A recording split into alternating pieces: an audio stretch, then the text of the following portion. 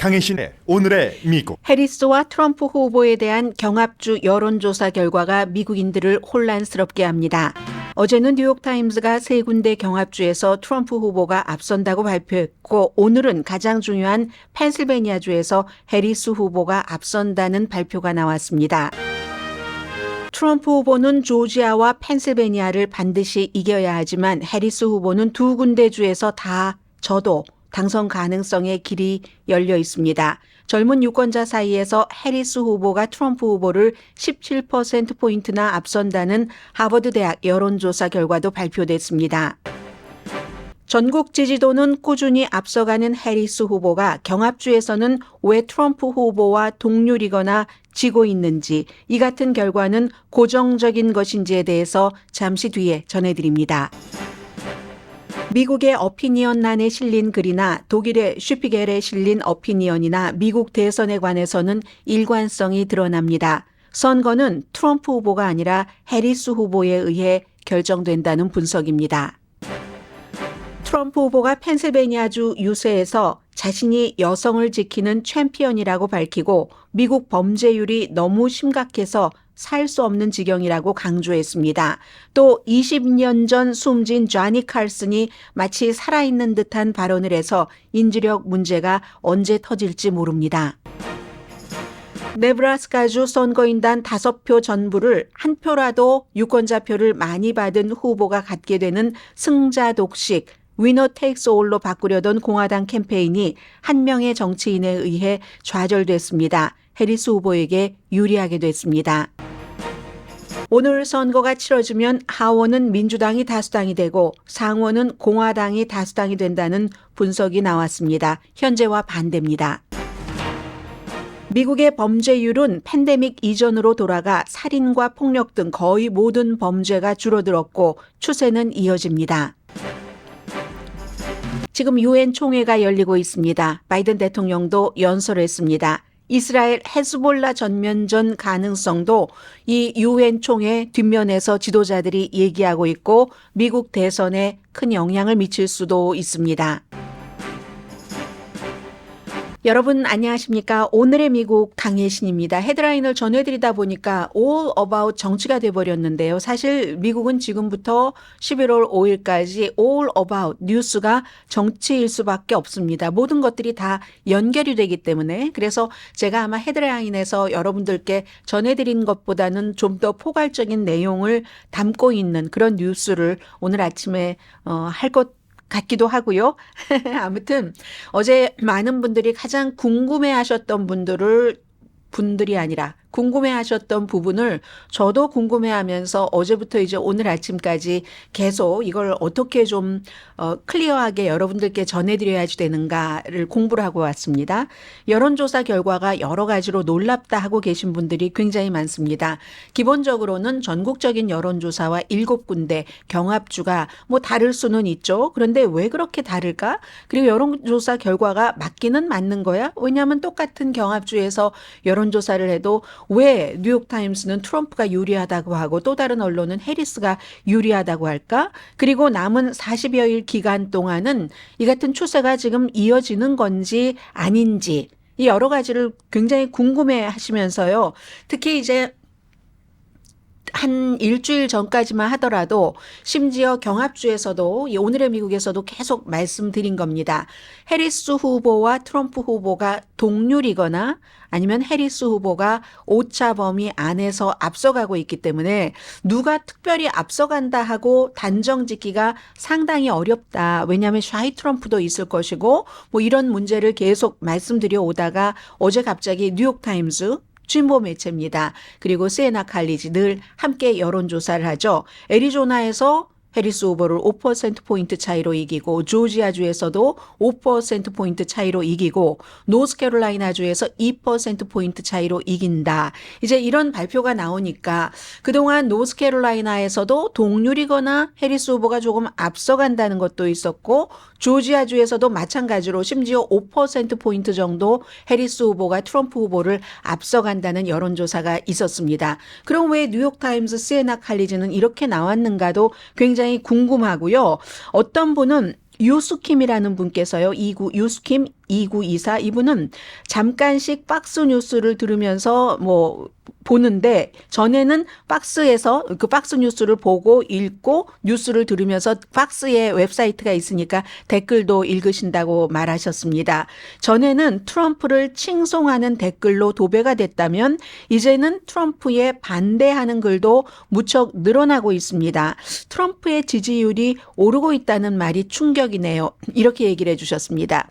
제가 여러분들께 비슷한 것을 말씀드렸던 것이 월스트리트저널에서 트럼프 대통령이 대통령이었을 때 그리고 이제 그 대통령에서 물러난 직후까지도 트럼프 후보에 대해서 누군가 월스트리트저널의 공화당 소속의 칼럼니스트가 비난하는 글을 쓰면 100% 거의 100%가 그 칼럼니스트가 엄청 정말 두드려 맞았습니다.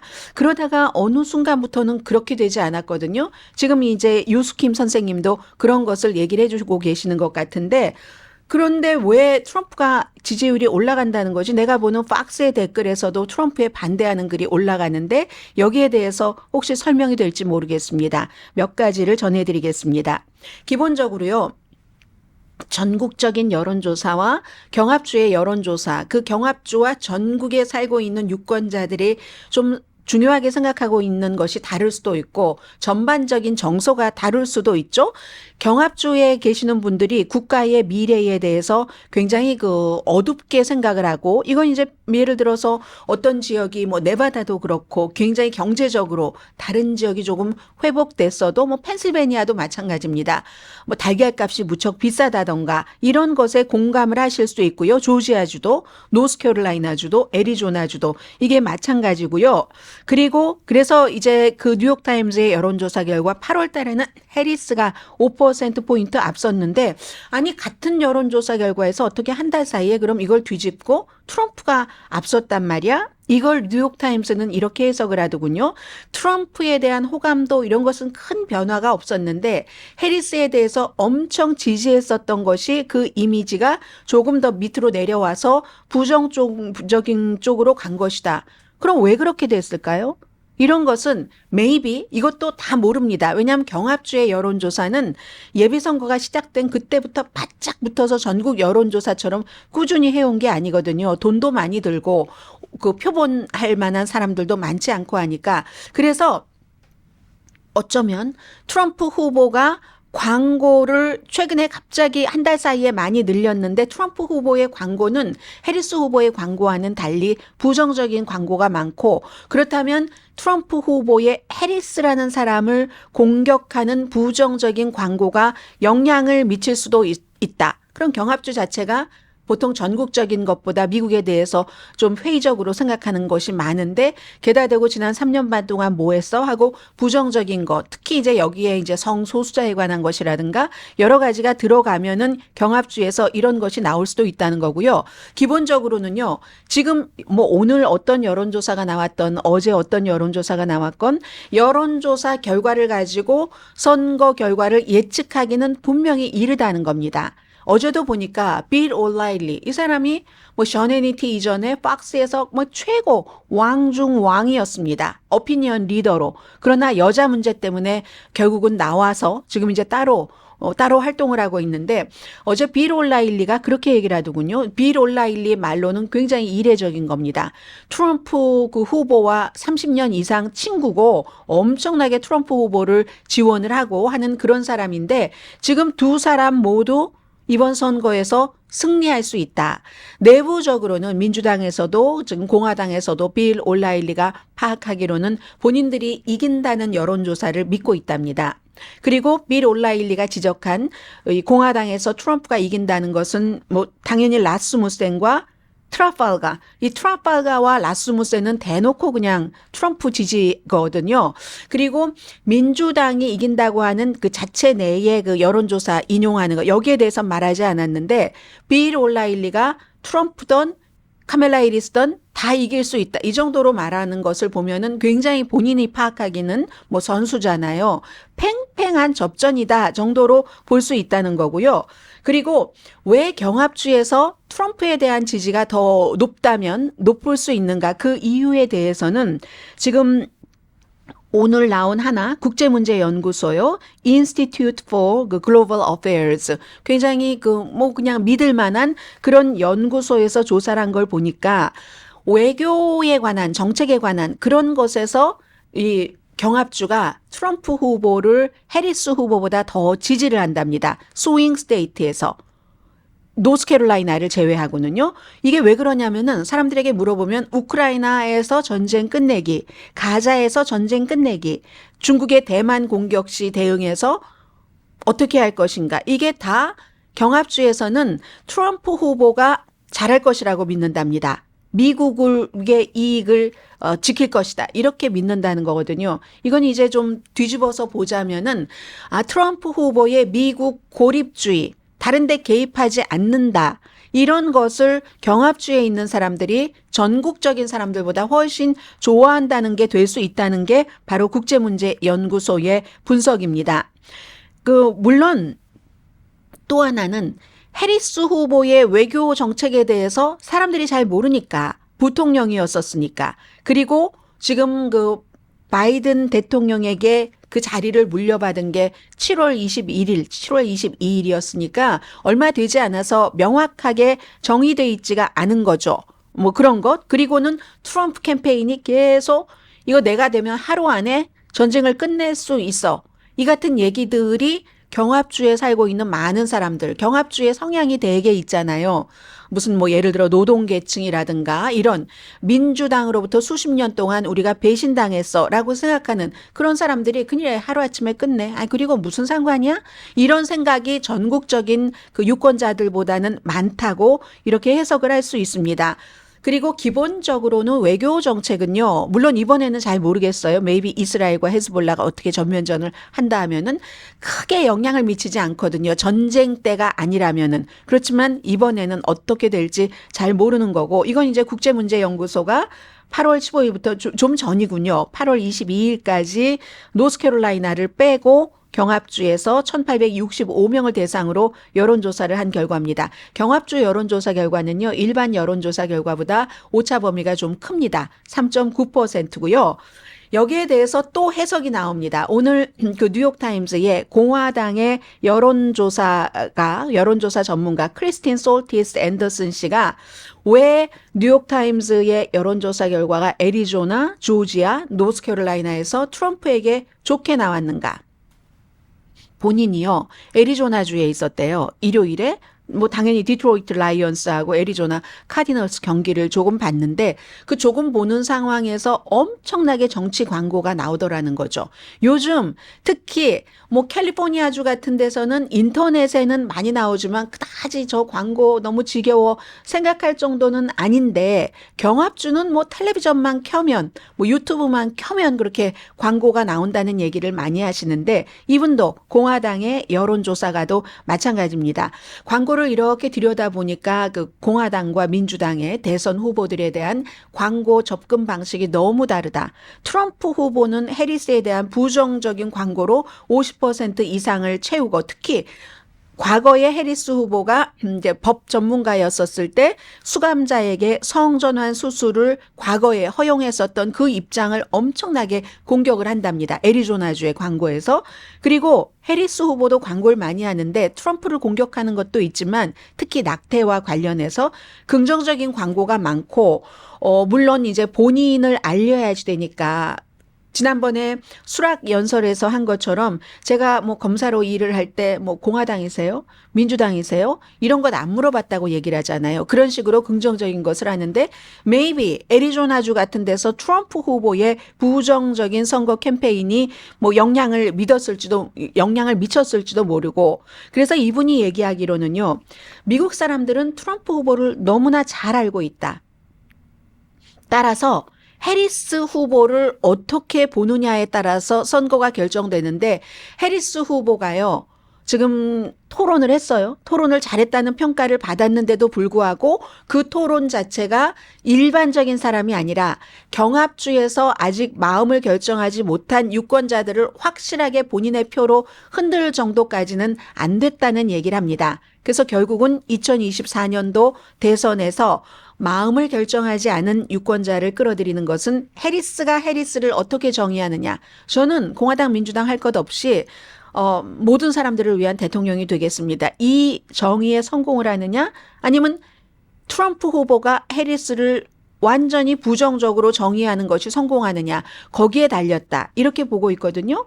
그리고 이제 제가 오늘 아침에 또 하나 독일의 그대로 슈피겔의 독일 잡지죠. 르네 피터스 씨가 이제 칼럼을 쓴 걸 이렇게 봤는데 트럼프 후보는 결코 지루하지 않다. 언제나 뭐 새로운 것을 많이 내놓는데 그런데 트럼프 후보의 폴리 엔터테인먼트라고 표현을 했습니다. 그냥 엔터테인먼트가 아니라 정치 엔터테인먼트는 항상 그 복용량을 늘려야지 되는 마약과 같다. 이미 트럼프 그 후보는 해리스 후보를 마르크스주의자라고 비난을 했고 공산주의자, 파시스트라고 불렀는데 베네수엘라에서 온 이민자들을 막 그야말로 공포영화 양들의 침묵에서 연상시키는 연쇄 살인범이다. 이런 식으로 표현을 했는데 이게 어디까지 갈 수 있는가. 굉장히 말하자면 틱톡에서 가장 히스테릭적인 그런 것을 보는 것까지 이미 다 갔다. 앞으로 40여일 남았는데 어디까지 더 갈 수 있는가? 이런 얘기를 했고요. 따라서 해리스 후보에게 오히려 어떤 면에서는 기회가 있을 수도 있다. 좀 평온하고 편안하고 어쩌면 사람들은 그 마약과 같은 그런 것의 복용량을 아무리 늘려도 요즘 웃음소리가 좀 적고 그러거든요. 어디 선거 유세장에 가보면 물론 사람도 적습니다만 그 사람의 크기는 선거에 가까울수록 대규모로 늘린다고 했고 요즘은 해리스 후보가 더 대규모로 합니다. 그래서 트럼프 후보가 그 복용량을 늘려야지 되는 마약과 같은 말을 언제까지 40일 동안 계속 할 수 있는가. 아니면 이 사람들이 좀 심심하고 싱거운 것 같긴 하지만 오히려 이제 너무 그 독한 것에 지쳐서 좀 지루함 같은 것을 갈망하느냐. 여기에 달렸다. 이런 게 나오고요. 그리고 또 중요한 거죠. 요즘 트럼프 후보가 팟캐스트에 많이 출연을 합니다. 이건 돈이 해리스 후보에 대해서 비해서 캐시를 덜 갖고 있으니까 이제 막판에 마구 경합주에 쏟아부으려고 뭐 세이브를 하는 그런 면도 있을 겁니다. 그러니까 더 많은 유권자에게 다가가기 위해서 아무런은 아니지만 굉장히 많은 별로 가리지 않고 팟캐스트에 많이 출연을 하는데 그 팟캐스트를 보는 사람들은 거의가 보고 듣는 사람들은 여자보다는 남자가 많다고 하거든요. 그리고 젊은 남자가 당연히 많겠죠. 그런데 오늘 이제 하버드 대학교의 정치연구소에서 나온 여론조사가 있습니다. 현재 이 하버드의 이 여론조사가 전국적으로 실시되는 가장 포괄적인 젊은 사람에 대한 여론조사 결과거든요. 18살에서 29살 사이 유권자의 지지율. 해리스가 그 격차가 트럼프와 해리스 지지하는 그 격차가 17%라고 제가 헤드라인에서 잘못 말씀드렸네요. 15%나 된다는 겁니다. 불과 몇 주일 사이에 열광의 물결이 있는 거예요. 바이든 때는 그다지 열광하지 않다가 이렇게 해리스가 오고 나서 그 이유를 물어보면은 개인적으로 뭐 매력이 있는 것 같고 정책도 그렇고 소셜미디어에서 굉장히 그 긍정적인 완벽한 이건 완전한 아주 좋은 그 퍼펙트 스톰으로 왔었잖아요. 올 봄에 같은 여론조사에서 트럼프를 지지하는 그런 젊은이들은 트럼프를 나 정말 열광적으로 지지해. 4분의 3이 그렇게 답변을 했습니다. 별로 변화가 없어요. 트럼프 지지자에 대해선. 그런데 그 당시에 바이든을 열광적으로 지지하는 사람은 반 정도였거든요. 지금 해리스를 지지하는 유권자 가운데서 5명 가운데 4명이 열광적으로 해리스를 지지한다. 그럼 트럼프는 4명 가운데 3명이 열광적으로 4분의 3이 열광적으로 지지하고 해리스는 5분의 4가 열광적으로 지지하니까 젊은이들 사이에서의 이 지지율이 해리스가 더 높다는 거죠. 특히 젊은이들은 전쟁에 대한 시각에서 해리스 후보를 지지를 한다는 겁니다. 이건 이제 9월 달에 여론조사 결과고요. 성별로도 차이가 커요. 지금 젊은 남자들은 주로 트럼프를 지지하는 비율이 높은 반면에 젊은 여성들은 해리스를 지지하는 비율이 굉장히 많습니다. 그리고 트럼프가 얘기하는 여러 가지 짧은 밈 같은 것을 보면은 오히려 보면 볼수록 트럼프를 지지하지 말아야지 되겠어. 젊은 사람들 사이에서는 그런 느낌. 그러나 해리스 후보의 밈 같은 것을 보면 나 더 지지하겠어 하고 마음을 바꾸는 것이 있답니다. 9월 4일부터 9월 14일까지 18살에서 29살 사이 2,002명을 대상으로 했고 오차 범위는 표본이 많으니까 2.65%포인트입니다. 자, 중요한 것 한 가지를 말씀드리겠습니다. 여론조사 결과는 이렇게도 나오고 저렇게도 나오지만 뉴욕타임즈와 시에나 칼리지가 얘기한 대로 현재 선거가 치러진다 할 때 애리조나, 예를 들어 조지아, 노스캐롤라이나 트럼프가 다 이길 수 있습니다. 그런데 트럼프가 다 이겨도 트럼프는 펜실베니아를 이겨야지 대통령이 됩니다. 19개잖아요. 조지아는 16개고 선거인단. 그래야지만 되거든요. 그런데 막상 펜실베니아주에서는 해리스가 앞서간다는 여론조사가 계속 나오고 있거든요. 오늘 스팟라이트 펜실베니아 여론조사 아니면 더 힐하고 디시전 데스크의 여론조사 결과도 각각 5포인트에서 1점 몇 %포인트까지 해리스가 앞서가고 있다는 것. 그러니까 트럼프는 펜실베니아 이겨야지 되고 조지아, 노스캐롤라이나 이겨야지 됩니다. 2016년과 2020년도에 다 이긴 곳은 노스캐롤라이나 한 주밖에 없고요. 해리스의 경우는 조지아와 펜실베니아 이기고 나머지 하나의 경합주에서 이기면 됩니다. 그런데 이 시나리오가 실패한다 할지라도 해리스 후보는 미시건, 위스콘신, 펜실베니아에서 이기고 한 석만 더 가지고 오면 되거든요. 선거인단. 이게 너무 중요한데 이 문제가 어제 네브라스카에서 해리스에게 유리하게 결정이 됐습니다. 그 내용은 잠시 뒤에 전해드립니다.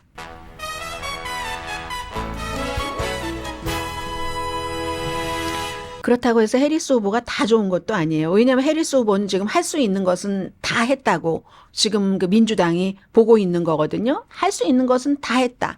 그런데 토론이 끝나고 나서 그렇게 잘했다고 하는데도 1%포인트 정도밖에 지지율이 올라가지 않았었거든요. 보통 이제 토론에서 잘했다 하면 대체적으로 공화 후보건 민주 후보건 최소한 2%포인트는 가지고 가는데 이걸 이제 해리스라는 사람이 알려지지 않은 사람이기 때문에 그렇게 이제 좋은 문제, 나쁜 문제가 있고 그렇기 때문에 오늘 9월 24일입니다.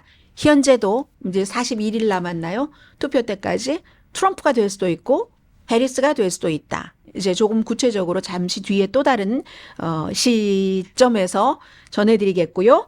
오늘의 미국은 전문가가 추천하는 이민법, 가정법 전문 재인정 종합법률사무소, 총 20억 달러 승소, 교통사고와 상해 전문 브라이언 타필라와 CG 변호사 그룹, 집융자 홈에퀴리 라인업 크레딧 급한 하드머니도 정말 쉽게 잘하는 융자나라 공동펀입니다. 라디오 서울 방송 오늘의 미국 듣고 계십니다. 오늘 Race to White House라고요. 이제 꼭 백악관뿐만이 아니라 상원과 하원에 어느 당이 다수당이 될까, 누가 당선될까, 떨어질까 이런 것을 계속 이제 추적하는 그런 기구에서 나온 내용을 좀 전해드리겠습니다. 하원은 민주당이 다수당을 찾아간다고 하네요. 지금 공화당이잖아요. 날마다 이 레이스 투 화이트 하우스에서는 하원에 대해서는 2만 건 이상 시뮬레이션을 돌려본답니다. 이거 다 인공지능으로 많이 하겠죠. 요즘 인공지능으로 이 같은 것 예측하는 사람 가운데서 코리안 아메리칸 아주 젊은 뉴욕에 있는 코리안 아메리칸이 주목받고 있던데요. 아무튼 날마다 2,000건 이상의 시뮬레이션을 해보면 지금 이렇고 이 레이스 투 화이트 하우스에서 2022년도 하원 96.3% 맞췄습니다. 한석 차이였거든요. 223석 공화당이 된다 했는데 공화당이 222석이었잖아요. 그래서 지금 특히 이제 주목되는 지역이 캘리포니아주의 13지구와 캘리포니아주 21지구.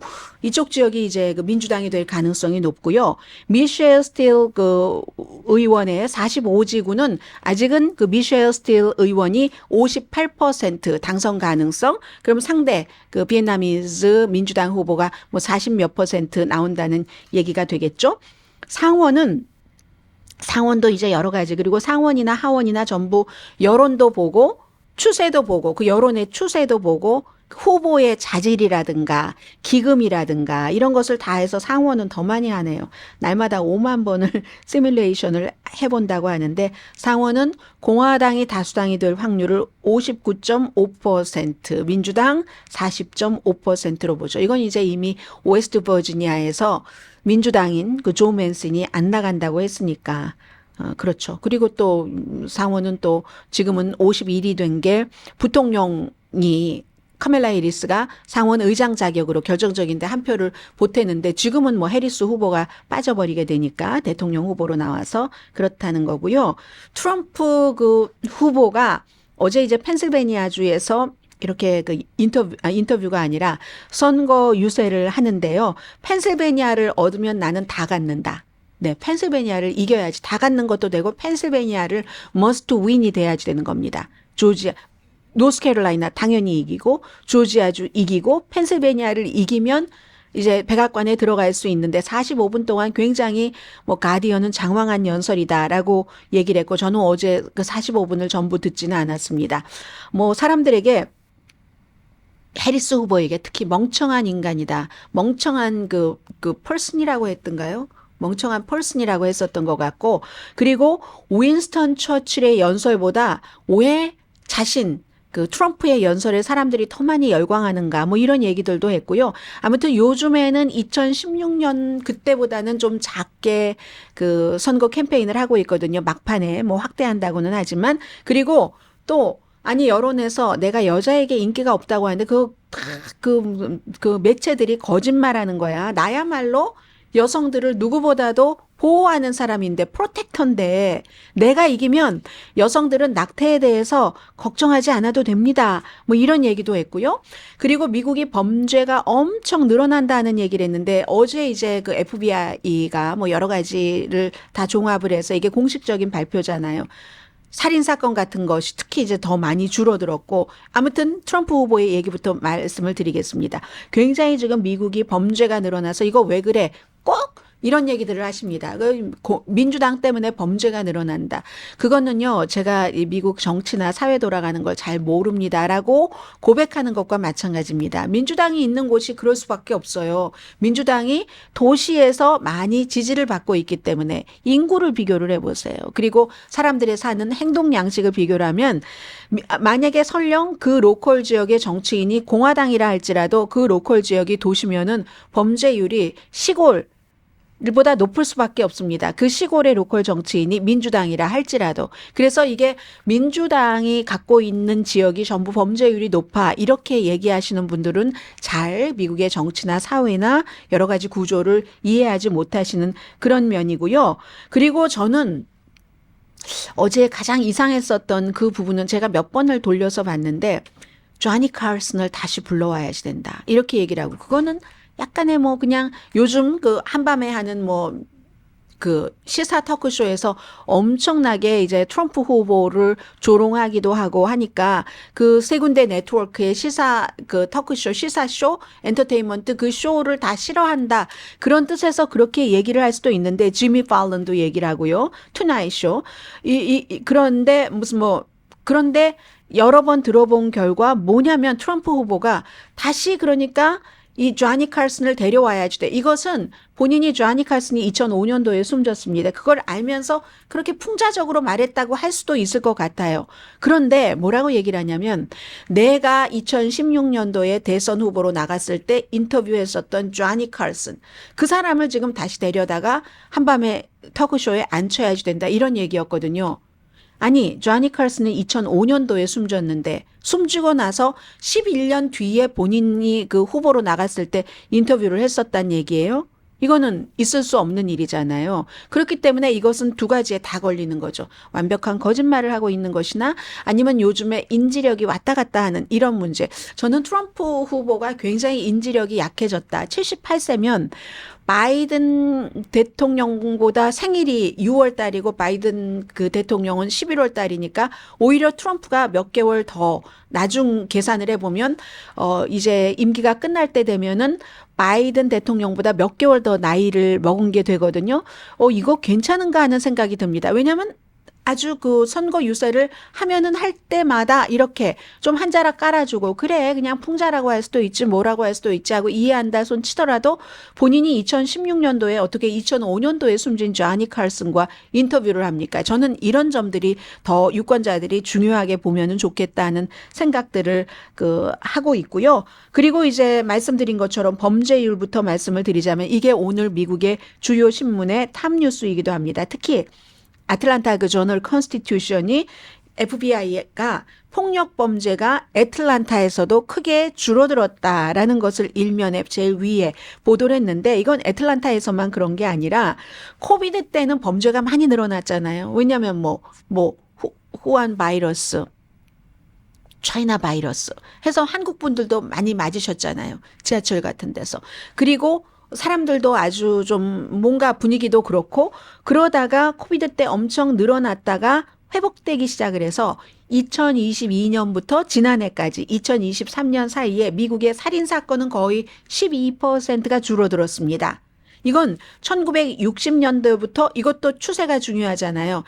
계속 이제 국가적인 이런 그 기록, 데이터가 시작된 이후에 가장 큰 한 해의 감소입니다. 그만큼 이제 코비드 때 많이 늘어났다고 볼 수도 있는 거고요. 폭력 범죄도 3% 줄어들었고, 강간 9.4%, 뭐 절도, 빈집 털이, 재산 범죄, 뭐 자동차 절도도 뭐 12.6%. 이거 중요하네요. 왜냐하면 그 한 해 전에는 자동차 절도는 늘어났었잖아요. 틱톡에서 많이 얘기됐던 것처럼. 그랬고 뭐 샵리프팅이라든가 이런 것들은 이제 팬데믹 이전으로 돌아갔답니다. 그리고 이 같은 추세는 올해도 계속되는데 올해 것은 이제 내년에 발표가 됩니다. 근데 트럼프 후보가 어제 그 펜실베니아에서 유세하는 것 보니까요. 미국 보세요, 여러분들. 범죄가 얼마나 심각합니까? 범죄가 줄어들었다고 말하는 사람들은 바보 같은 사람들이에요. 그리고 우리가 그 숫자에 대해서 알 필요도 없어요. 내 말이 맞습니다. 범죄가 엄청나게 심각합니다. 이렇게 얘기를 하고 있고요. 좀 전에 말씀드린 1960년도부터의 이 데이터는 100만 명 이상 주민이 살고 있는 도시의 모든 경찰서를 포함해서 미국 인구의 94.3%를 이제가 포함된 16,334군데 법 집행기관의 범죄 보고서를 기반으로 작성됐습니다. 자, 이런 내용이 있고, 그리고 이제 또 하나가 중요한 것이 오늘 그 어느 신문의 탑뉴스인가요? 이 공화당 의원이 그런데 이 공화당 의원이 참 미묘하게도 민주당이었다가 공화당으로 당적을 바꾼 의원입니다. 마이크 맥도넬이라는 의원인데 네브라스카가요.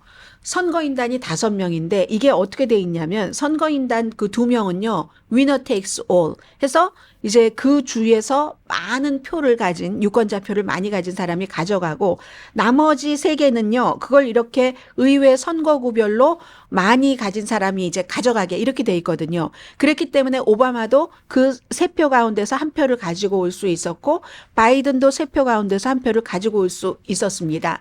그런데 이걸 트럼프 후보가 열심히 그 주도를 하고 해서 공화당이 그 네브라스카에서 다른 주와 마찬가지로 이제 위너 테이크스 올로 바꾸려고 했어요. 근데 그러려면은 다 의회에 표가 필요하잖아요. 33표가 필요했다고 하는데 상원 법을 바꿔야 되니까 상원 의원이 49명인데 주입니다. 그 가운데 33명이 필요한데 16석이 여기가 네브라스카가 민주당인 거예요. 16석 민주당은 당연히 다 반대를 했고 그러면 공화당에서 33명이 필요하니까 33명 전원이 찬성을 해야지만 되는데 여기서 한 사람이 빠져나온 겁니다. 이게 민주당이었다, 공화당인 사람. 그리고 아직 마음을 결정하지 못한 2사람도 있는데 아마 이 사람도 그거 원치 않는다. 왜냐하면 선거가 지금 40일밖에 남지 않은 상황에서 이렇게 한다는 건 말이 되지 않는다 하더라도 시간을 가지고 내년에 하자 해서 마이클 맥도널이라는 이 한 사람이 바꿔버렸습니다. 그렇기 때문에 이건 이제 지난 바이든 때도 그랬고 오바마 때도 그랬던 것처럼 해리스에게도 여전히 문이 열려 있는 겁니다. 해리스가 오케이, 펜실베니아도 그러니까 말하자면 어디를 진다 손 치더라도 이 블루월 그래서 이기고 펜실베니아, 미시건, 위스콘신에서 이기고 네브라스카에서 하나 가져가면 대통령이 당선될 수 있거든요. 나머지는 이제 대체적으로 짐작이 되니까 어느 후보가 어느 주에서 이기느냐 그런 거. 그래서 네브라스카가 이것에 실패를 했고요. 네브라스카와 함께 메인주는 아마 3석인가 그럴 겁니다. 메인주도 이렇게 위너 테이크스 올이 아니다. 이 정도 말씀드려서 이제 지역에 따라서 이런 것들을 아주 크게 보도를 했고요. 또 하나는 요즘 이제 가짜 뉴스들이 너무 많으니까 오레곤 주가요. 주 공무원이 실수를 했습니다. 운전면허증을 신청할 때 실수로 유권자 등록을 하도록 주 공무원이 뭔가 단추를 잘못 눌렀겠죠. 그래서 1,200명 이상의 비시민권자가 선거인단 명부에 들어간 거예요. 그런데 이제 그런 사람들이 1,200명이 있었는데 오레곤주에 DMV의 공무원이 뭘 잘못했다 해서 2021년 이후에 1,200명 가운데서 투표한 사람은 10명 뿐이다. 이런 얘기입니다. 그래서 이제 이런 여러 가지 공화당이 지금 계속 비시민권자가 투표를 했다면 사람들이 상식적으로 아니 시민권자가 아니면 투표를 하면 이거 벌을 받는데 벌을 받는 것을 각오하고 투표할 사람이 어디 있겠어 하는데 이렇게 가끔 있는 거예요. 10명. 왜냐하면 본인도 모르고, 예를 들어서 이민 온 지 얼마 안 됐는데, 시민권자가 꼭 투표를 해야 되는지, 뭐 하는지 본인도 모르고 있는 상황에서 투표용지가 오면 투표를 했다. 알고 보니까 의도적인 것은 아니었지만 공무원이 실수로 이렇게 한 거다. 이런 것들이 드러나는, 그러니까 모든 일들이 다 완벽하진 않은 겁니다. 그래서 우리가 누가 누구를 공격하고 가짜 뉴스가 나왔을 때, 그런 일이 있을 수도 있구나 하는 그 여지를 남기자 하는 뜻에서, 이건 이제 공화당 측에도 마찬가지로 해당이 되는 그런 문제고요. 그 정도 말씀드리고 잠시 뒤에는 펜실베니아에서 온 편지라는 글을 제가 어제 파이낸셜 타임즈에서 읽었는데요. 좀 전해드리겠습니다. 이건 정치에 관한 얘기이기도 하지만 우리가 보통 사람과 그 관계를 회복할 때 어떻게 해야지 되는가에 관한 것이기도 하고요. 잠시 뒤에 뵙겠습니다.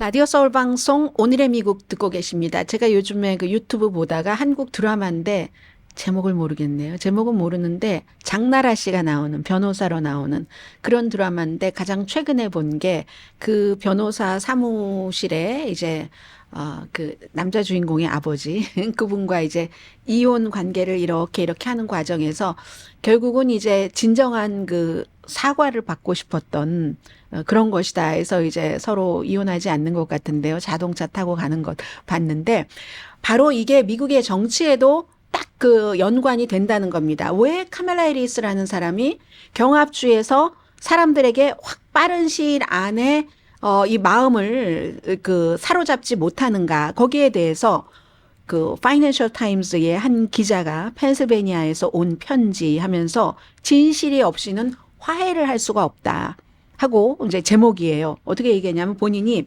필라델피아에서 태어나기는 노동자 계층의 아들로 태어나서 그리고 노조원이었고요. 부모님들 그런 집안의 사람인데 지금은 역사 정치 다 해박하고 경제도 공부하는 지식인이고 작은 회사 아주 큰 규모 회사는 아니고 작은 회사 소유주들에게 뭔가를 컨설팅을 해주는 조언을 해주는 그런 일을 한답니다. 농촌도 있잖아요. 펜실베니아. 그러니까 농촌이나 도시를 많이 여행하는 짐이라는 사람을 파이낸셜 타임즈의 이 기자가 인터뷰를 한 거예요. 왜 경합주 사람들이 2016년도에 트럼프에게 경합주 사람들 또 미시건, 위스콘신 노동자 많고 자동차 근로자 전부 이제 민주당이었었잖아요. 예전엔 그 사람들이 왜 트럼프를 지지했고 이번에도 해리스 쪽으로 막 오고 있지 않은가 그런 것에 대해서 수십 년 동안 민주당 정책에 속았다고 얘기를 합니다. 그러면서 트럼프가 다시 기분을 좋게 만들어줄 것. 그런데 원래 그래서 트럼프에게 찍었더니 별로 기분도 좋게 하지 않고 달라진 것도 크게 없는 것 같은데 해서 무능해서 쫓겨냈는데 또 바이든이 되고 보니까 바이든은 기간 산업이라든가 기후변화 이런 데 초점을 맞추고 우리 노동계층에 초점을 맞추지 않더라 이런 거라는 겁니다. 물론 바이든 후보가 나이 이런 원인도 있었지만 이 경합주의 노동계층에서 알고 있는 진실을 인정하지 않았기 때문에 수십 년 동안 그 전에 수십 년 동안은 민주당이 노동계층을 위해서 마구 일을 하다가 어느 순간부터는 공화당 쪽으로 공화당과 비슷하게 뭐 자유무역이라든가 뭐 등등 그리고 뭐 스스로 뭔가를 결정을 해야지 돼 이런 식으로 해서 우리를 보호해 주던 그 버팀목이 사라져 버렸다. 물론 어떤 사람들은 무슨 소리냐 민주당인 뭐 빌 클린턴이라든가 이런 사람들이 뭔가 새로운 혁신의 길로 가면서 사람들을 부자로 만들어주기도 했다 하지만 대다수의 사람들은 그런 생각을 하지 않는다는 겁니다. 노동계층과 중산층을 배신하고 민주당도 공화당과 똑같이 월스트리트저널 뭐 이런 정책을 받아들였잖아. 월스트리트의 친화적인 정책을 받아들였잖아. 해결책이 무엇이냐. 이 짐이라는 분이요. 아주 해리스 후보가 진실하게 사과를 해야지 된다는 겁니다. 그리고 나서 우리 민주당을 다시 믿어주십시오. 우리가 과거에 그랬습니다 하고 실수를 민주당 지도자들이 실망시킨 것에 대해서 그것을 사과를 진정으로 하지 않으면 안 된다는 겁니다. 그러면서 배우자 얘기를 하네요.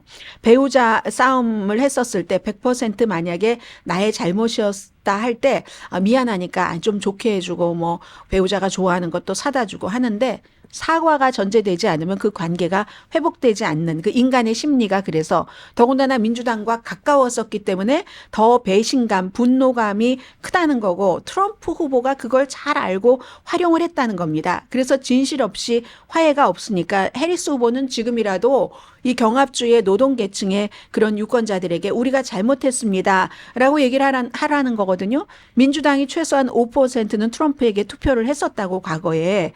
또 해리스 후보가 뭐 성격도 따뜻하고 뭐 우아하고 이분의 지적이에요. 카리스마도 있으니까 충분히 그럴 수 있다.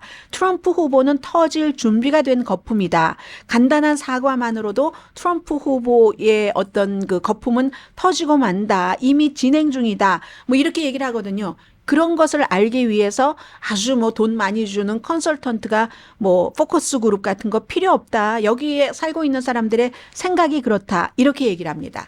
그런데 이런 점에 대해서 또 파이낸셜 타임즈의 글로벌 비즈니스 분야의 칼럼니스트예요. 그런 사람은 뭐라고 얘기를 하냐면 이 라나 그 포로하르라는 사람, 그 짐이라는 사람과 인터뷰한 사람이 이 글로벌 비즈니스 칼럼니스트고 부편집장이기도 합니다. 그런데 이제 또 다른 그 파이낸셜 타임즈의 전문가는 정치인이 어떤 것을 사과하고 실수에 대해서 그럴 것은 정말로 위험이 크다. 예를 들어서 빌 클린턴이 모니카 루인스키에 대해서 사과를 했잖아요. 물론 그 당시에 경제가 좋았기 때문에 재선됐긴 했지만 이 빌 클린턴에 대한 사람들의 그 인식 같은 거, 그 평판은 회복되지 않았다는 겁니다.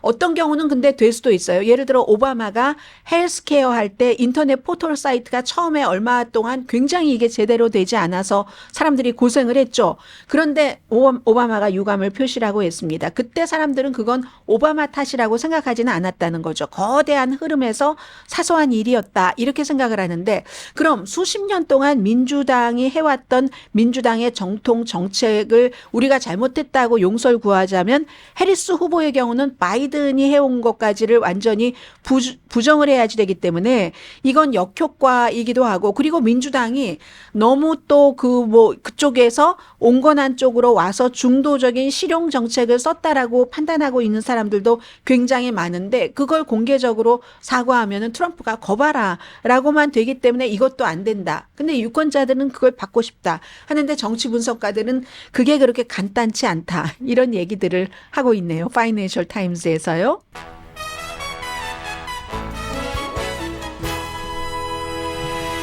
라디오 서울 방송 오늘의 미국 듣고 계십니다. 세계 리더들이 지금 유엔에 모여서요. 바이든 대통령도 그 하마스가 잡고 있는 인질에 대해서 빨리 집으로 이제 오게 할 그럴 여러 가지에 대해서 희망 사항이죠. 작별 연설입니다. 고별 그 페어웰 연설에서 유엔에서는 지금 얘기를 했고 뭐 이번에는 사실은 약물이라든가 내성이 있는 감염에 대한 정치 선언이다. 뭐 이렇게 유엔 총회에 이름을 붙였는데요. 뭐 장티푸스나 슈퍼버그에 대해서 어쨌든 어제 이스라엘이 헤즈볼라 1,600곳 이상을 공습해서 가장 치명적인 날이었습니다. 500명 이상 숨졌고 어린 아이들도 있었고 여성들도 있고 그리고 뭐 1,600명 이상이 부상당했습니다. 1975년부터 90년 사이 레바논 내전이 끝난 이후에 가장 큰 하루의 피해를 냈는데 지금요. 헤즈볼라는 원래 이스라엘을 파괴하고 중동에서 미국의 영향력을 줄이기 위한 것이 목적이고 이스라엘은 그러한 레바논의 헤즈볼라를 이 무장 세력을 없애는 게 목표인데 굉장히 익숙한 사이클입니다. 이렇게 서로 강도가 더 강했다 이렇지 싸우고 주고받고 다음은 제일 중요한 건 전면전 하느냐 안 하느냐 이거잖아요. 이스라엘 내부에서는 그 전면전이 대중의 지지를 받을 수도 있답니다. 뭐 벤자민 네탄야후의 정치적인 목적이건 뭐건 왜냐하면 그 이스라엘 북부에서 하마스와 이스라엘이 전쟁을 시작한 뒤에 헤즈볼라가 자꾸만 거기를 공격을 하니까 그 이스라엘 사람들이 집을 떠나서 어디로 이주했어야 되거든요. 그러면서 팔레스타인 사람들은 수백만 명을 그렇게 이주를 시켰다니까요. 그런 것들 때문에 이 헤즈볼라의 공격을 하는 것을 지지를 받을 수도 있는데 헤즈볼라나 이스라엘이나 지금으로서는 완전히 전면전을 좀 두려워하는 것 같기도 하고요. 왜냐하면 전면전에 들어가면 미국으로서는 이 지형이 좀 정치 지형이 바뀌죠.